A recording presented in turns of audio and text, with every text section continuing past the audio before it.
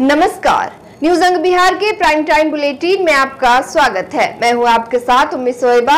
आइए करते हैं खबरों की शुरुआत। सबसे पहले नजर डालते हैं आज की हेडलाइंस पर। परवत्ती मामले पर दोषियों की गिरफ्तारी को लेकर भाजपा नेता ने दिया धरना, कहा पूरे बिहार में है अराजक स्थिति।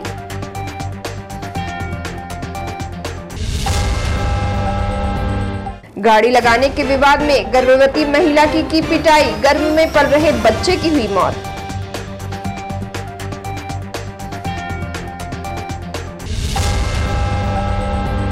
आपदा से बचाव का प्रशिक्षण लेने टीम पटना के लिए हुई रवाना, 12 दिनों तक मिलेगी ट्रेनिंग।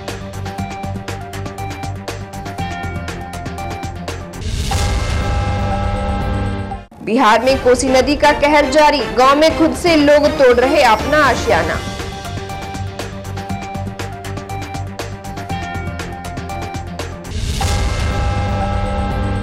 और मुख्यमंत्री नीतीश कुमार के जीवन पर प्रतियोगिता का हुआ आयोजन।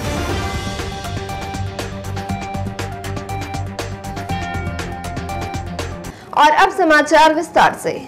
भागलपुर में पुलिस प्रशासन की मुस्तैदी से माहौल बिगड़ने की कोशिश नाकाम तो हो गई, लेकिन असामाजिक तत्वों के विरोध में भारतीय जनता पार्टी ने मोर्चा खोल दिया है। दरअसल बीते शनिवार की रात परवत्ती स्थित ऐतिहासिक बुढ़िया काली महारानी मंदिर में असामाजिक तत्वों ने मुहर्रम जुलूस के दौरान पथराव कर दिया था, जिसके बाद परवत्ती के लोग आक्रोशित हो उठे और घटना की निंदा करते हुए प्रदर्शन किया। हालांकि जिला प्रशासन ने एहतियात के तौर पर इलाके में भारी संख्या में बल तैनात कर स्थिति को नियंत्रण में कर लिया। इधर मंदिर में हुए तोड़फोड़ एवं शरारती तत्वों की गिरफ्तारी की मांग को लेकर भाजपा के पूर्व जिलाध्यक्ष रोहित पांडे ने आज समाहरणालय के सामने धरना दिया। धरना पर बैठे रोहित पांडे ने घटना की निंदा करते हुए कहा कि स्थानीय पुलिस घटना के 48 घंटे बाद भी आरोपियों को गिरफ्तार नहीं कर पाई है। उन्होंने बिहार सरकार पर पक्षपात रवैया अपनाने का भी आरोप लगाया। भारतीय जनता पार्टी के पूर्व जिलाध्यक्ष रोहित पांडे ने कहा कि असामाजिक तत्वों की गिरफ्तारी नहीं होने तक उनका उपवास जारी रहेगा। मौके पर भाजपा के जिलाध्यक्ष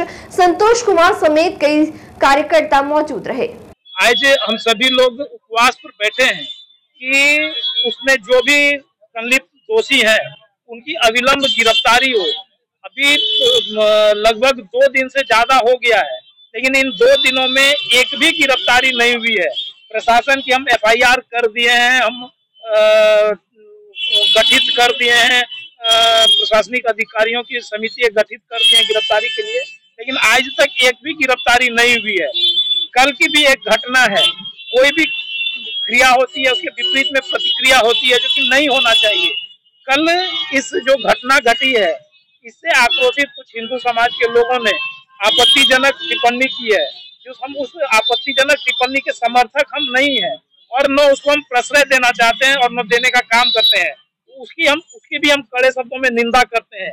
लेकिन चूंकि पूरे लोग, हिंदू समाज के लोग, वह उद्वेलित है, वह आक्रोशित है और उस आक्रोश में उन्होंने जो है वह गलत टिप्पणी करने का काम किया है। मैं फिर कह रहा हूँ कि वह टिप्पणी का हम समर्थन नहीं कर रहे हैं, वह सर्वथा अनुचित है। लेकिन उसके बावजूद जो है प्रशासन ने तत्परता दिखाते हुए उस युवक को, जो कि 17 वर्ष का युवक है और वह अनपढ़ युवक है, और उसको गिरफ्तार करने का काम तत्परता के साथ तुरंत किया। और जो कि जिसके कारण यह घटना घटित हो रही है, जो लोग इसमें आक्रोशित होकर जो ये घटना कर रहे हैं, उसके दोषियों को अभी तक कोई उस पर कार्रवाई नहीं हुई है। तो हम सभी लोग आज यहाँ पर अनशन पर हम बैठे हैं कि जो दोषी हैं उसकी अविलंब उस पर कार्रवाई हो, उसको गिरफ्तार किया जाए। भागलपुर के बरारी थाना क्षेत्र अंतर्गत खंजरपुर मोहल्ले में रास्ते को लेकर पड़ोसियों के हुए विवाद में जमकर मारपीट हुई। इस दौरान एक गर्भवती महिला की इस तरह पिटाई की गई कि नवजात की मौत मां के कोख में ही हो गई। घटना को लेकर बताया गया कि खंजरपुर के रहने वाले सोनू ताती को बगल के ही टिंकू ताती से रास्ते को लेकर विवाद चल रहा था। वही सोनू जब शनिवार को ई रिक्शा लगाने के लिए अपने घर आ रहा था तो टिंकू से विवाद विवाद हो गया और मारपीट होने लगी, जिसमें सोनू की गर्भवती पत्नी प्रीति की भी पिटाई की गई। दूसरे पक्ष के लोगों ने उसके पेट में लात घूंसे से हमला कर दिया, जिससे वह बुरी तरह से जख्मी हो गई।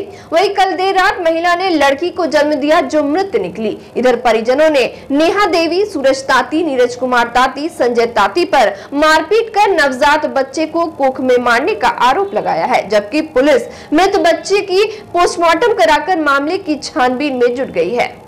हम आए थे यहाँ पे, मेरा वाइफ मेरा प्रेग्नेंट थी, हमको यहाँ शर्त दिया था लिख के कि अल्ट्रासाउंड कराना है। आज बंद हो गया है, ये बात है शनिवार को हमको लिख के दिया है क्या कल आके यहाँ पे अल्ट्रासाउंड करा लेना। 9 बजे यहाँ पे खुला रहता है इमरजेंसी में, तो 9 बजे हम आए, यहाँ तो बंद था, मुहर्रम का तो संडे था तब बंद था।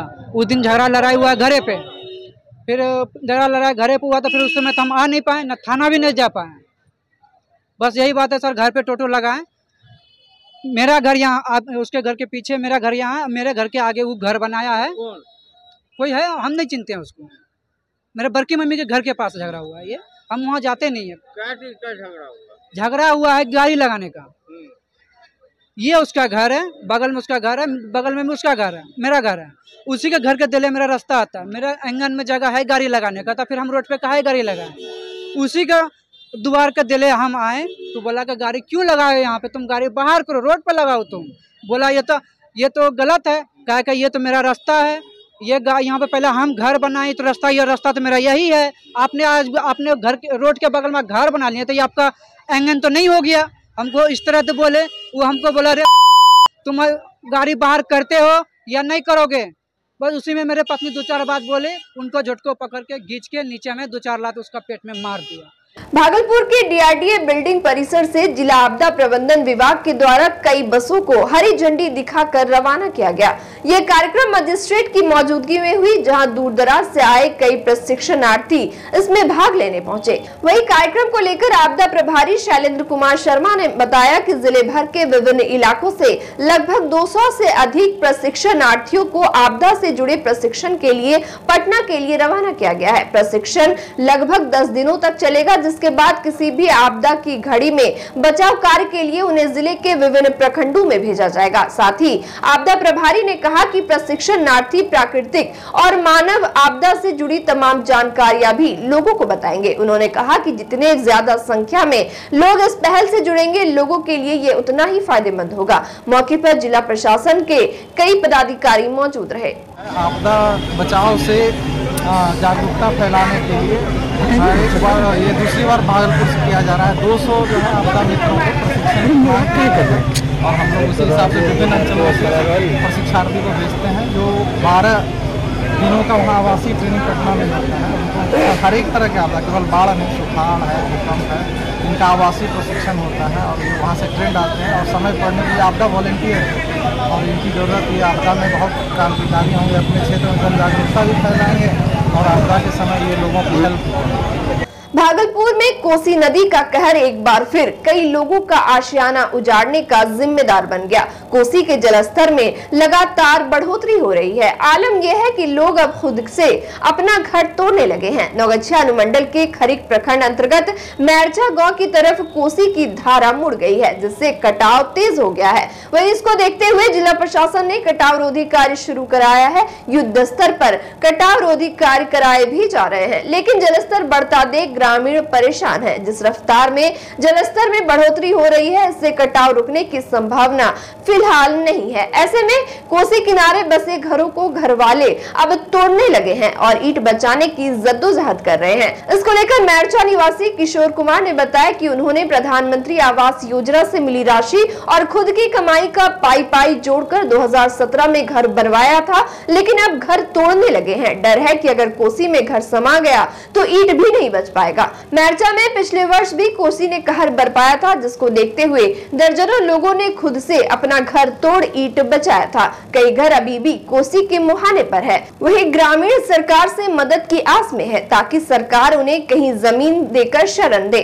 कटाव क्या स्थिति रहेगा? कट रहा है, घर द्वार जा रहा है नदी में, नहीं बचने का कोई उम्मीद नहीं है। काम होता है, फिर बोरा तोरा देता है, वो सब नदी में जा रहा है। तो कटाव रोधी काम हो रहा है कि नहीं हो रहा है? हाँ, कटाव रोधी काम हो रहा है, मगर वैसा नहीं हो रहा है। ऐसा होना चाहिए वैसा हाँ नहीं हो रहा है। घर मजदूरी करके बनाए थे, कितना मेहनत मजदूरी करके बनाए थे, अभी तक उसका कर्ज भी नहीं भुगतान कर पाए और सब नदी में जा रहा है। कब बनाए थे घर? 17 में बनाए थे। और यहाँ पे सरकार भी कुछ नहीं दे ले रहा है। इस बार का स्थिति तो देखिए रहे हैं, बोरा चट्टी बन रहा है तभी भी कटाव हो रहा है। बोरा चट्टी घर तोड़ रहे हैं, कोसी कटाव की वजह से तोड़ रहे हैं। तो रहिएगा तो कहीं पर झोपड़ी उपड़ी बना के रहेंगे। और वक्त हो चला एक छोटे से ब्रेक का, मिलते हैं ब्रेक के बाद।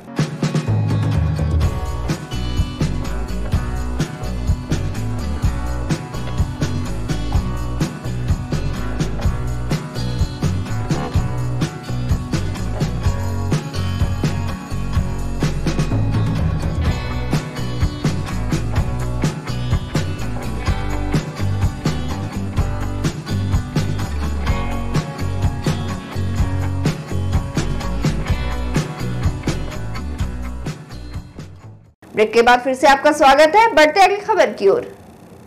अरहम ट्रस्ट की ओर से भागलपुर के कबीरपुर स्थित एक स्कूल में बिहार के मुख्यमंत्री नीतीश कुमार के जीवन पर भाषण प्रतियोगिता का आयोजन किया गया, जिसमें काफी संख्या में छात्र छात्राओं ने बढ़ चढ़ कर हिस्सा लिया। वहीं अरहम ट्रस्ट के चेयरमैन रिजवान खान ने कहा कि अच्छे भाषण देने वाले छात्र छात्राओं को फर्स्ट, सेकंड और थर्ड पुरस्कार से नवाजा जाएगा। उन्होंने कहा कि इस कार्यक्रम से बच्चों में अपने मुख्यमंत्री नीतीश कुमार के बारे में जानने का मौका मिलेगा। वहीं नीतीश कुमार के जीवन पर किए गए भाषण प्रतियोगिता का सीधा प्रसारण अरहम ट्रस्ट के फेसबुक पेज पर भी किया गया था। इस दौरान अतिथि के रूप में हबीब मुर्शिद खान शामिल हुए। मंच संचालन शहनवाज वारसी ने किया। मौके पर सादिया, जैनब, राफिया, साबरीन, कहकशा, जुनैरा, सना, इनामुल, इरफान, सोहेल, अल्तमश, शाकिब समेत काफी संख्या में बच्चे मौजूद रहे। आपने देखा होगा कि 15 वर्षों में बिहार का कायाकल्प हुआ।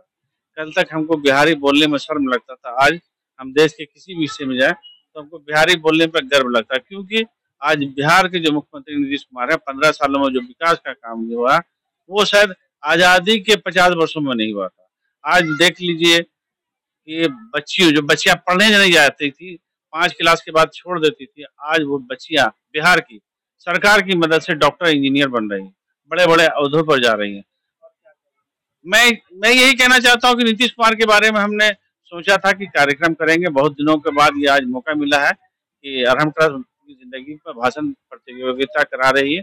इसमें जो बच्चे पार्टिसिपेट कर रहे हैं उनको हम आने वाले कुछ दिनों में यहाँ के सांसद, विधायक और जनप्रतिनिधियों से उनका इनाम दिलाएं ताकि उनका और हौसला बढ़े। और इसके बाद बिहार के जो डिप्टी चीफ मिनिस्टर हैं श्री तेजस्वी यादव जी, उन पर भी हम कार्यक्रम आने वाले दिनों में करेंगे। नीतीश कुमार जी पर यह प्रोग्राम अरहम ट्रस्ट कर रही है और इस स्कूल में दोनों को मैं पहले मुबारकबाद देता हूं। और नीतीश कुमार एक ऐसा नाम है जो इनके पास जो समस्या है वो कोई समस्या छोटी और बड़ी नहीं है, समस्या उनके सामने है और उस समस्या को हल करना बखूबी जानते हैं। शराबबंदी को आपने देख लिया। उर्दू से मुतालिक मैं बता दूं कि उर्दू को तो डॉक्टर जगन्नाथ मिश्र ने दूसरी सरकारी जुबान दिया था, लेकिन राजभाषा डिपार्टमेंट के तहत ये काम चल रही थी। इसको इन्होंने ही उर्दू निदेशालय में पूरा पावर दिया और सरकारी सतह पर उर्दू की तरक्की तजवीज़ हो रही है। दिक्कत यह है कि हम उर्दू वाले यही भूले हुए हैं उर्दू को। ये इस तरह की जो प्रोग्राम होता है जिसमें उर्दू हिंदी किसी में भी तकरीरी मुकाबला होता है, ये बच्चों लोगों के लिए बहुत ही हौसला अफजाई का प्रोग्राम है और यही नीतीश जी की ख्वाहिश भी है। माननीय नीतीश कुमार जी के बारे में ये कहना चाहता हूँ कि ये बिहार की उन्नति के लिए सोचते हैं और आए दिन खास करके विद्यार्थियों के लिए हमेशा सोचते रहते हैं। बेटी बचाओ बेटी पढ़ाओ जो अभियान चलाया, कन्या उत्थान योजना, और सबसे अच्छी बात क्या हो गई कि जो गरीब तबके के लोग थे वो आज ग्रेजुएशन भी मुफ्त में करें। अभी आपने देखा होगा कि जितनी भी लड़कियों का एडमिशन हुआ है पार्ट 1 में, BA में, वो फ्री में हुआ है। तो मैं तहे दिल से नीतीश कुमार जी का शुक्रिया अदा करना चाहता हूँ। इसी तरीके से हमारे समाज की बेटियों के लिए करते रहे काम, उत्थान करते रहे, इंशाल्लाह आपको कामयाबी जिंदगी में मिलती रहेगी। भागलपुर के विक्रमशिला कॉलोनी रामसर स्थित जंगली काली महारानी मंदिर परिसर में आयोजित होने वाले 9 दिवसीय भागवत कथा को लेकर बूढ़ानाथ मंदिर घाट से भव्य शोभा यात्रा निकाली गई, जिसमें शहर की सैकड़ों महिलाएं माथे पर कलश लेकर शामिल हुई। कलश शोभा यात्रा बूढ़ानाथ मंदिर से निकलकर शहर भ्रमण करते हुए रामसर विक्रमशिला कॉलोनी स्थित जंगली काली मंदिर पहुंचा, जहां आज से 9 दिनों तक कथावाचिका गोरखपुर यूपी निवासी अनुष्का पाठक द्वारा भागवत कथा का श्रवण श्रद्धालुओं को कराया जाएगा। इसकी जानकारी रामसर विक्रमशिला कॉलोनी जंगली काली मंदिर के अध्यक्ष रामजी शाह ने दिया। भागलपुर जंगली काली स्थान रामसर मोहल्ला विक्रमशिला कॉलोनी से एक शोभा यात्रा का आयोजन हुआ, जो कि बूढ़ानाथ मंदिर से कलश शोभा यात्रा निकाला गया। पूरा भागलपुर भ्रमण करते हुए ये शोभा यात्रा विक्रमशिला कॉलोनी जंगली काली स्थान में खत्म हुई। इसके बाद यहाँ दूसरा प्रोग्राम रखा गया भागवत कथा का, जो पिता पुत्र एक ही मंच पर कथा वाचेंगे। इनके लिए भागलपुर की तरफ से हम लोग सहयोग द्वारा किया जा रहा है, समूचा भागलपुर समाज की तरफ से। इसमें आप लोग सभी भाई बंधु से निवेदन कि आप लोग आकर कथा सुनकर, उसका उद्देश्य एक ही है, सनातन का उत्थान और देश का कल्याण। कलश शोभा यात्रा इसीलिए निकाली गई थी कि आज जो है, आज से अनुष्का पाठक जो कुशीनगर जिला से आई हैं, उनके द्वारा कथा होना है।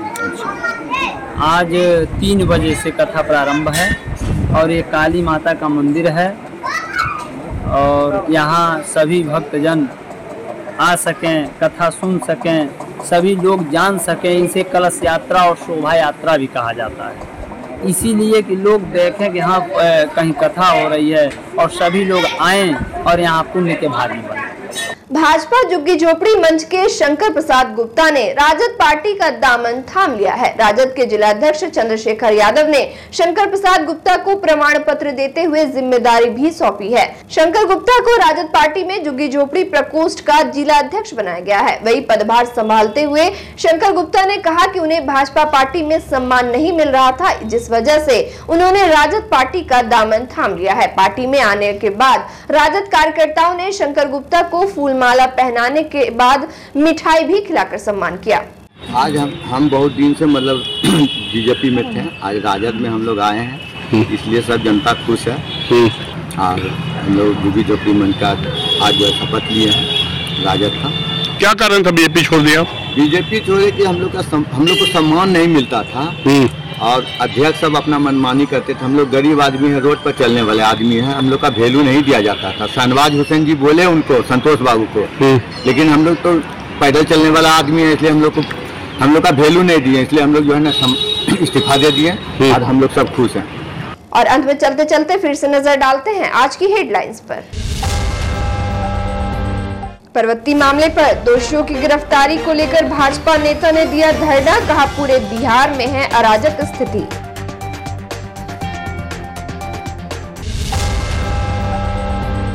गाड़ी लगाने के विवाद में गर्भवती महिला की पिटाई, गर्भ में पल रहे बच्चे की हुई मौत।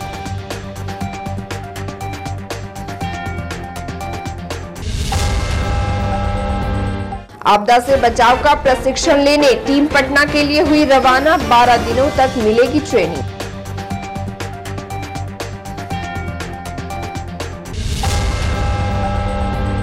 बिहार में कोसी नदी का कहर जारी, गांव में खुद से लोग तोड़ रहे अपना आशियाना।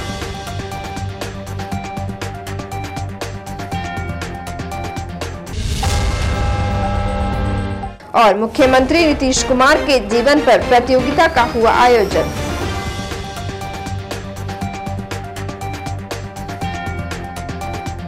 आज के इस बुलेटिन में बस इतना ही। नमस्कार।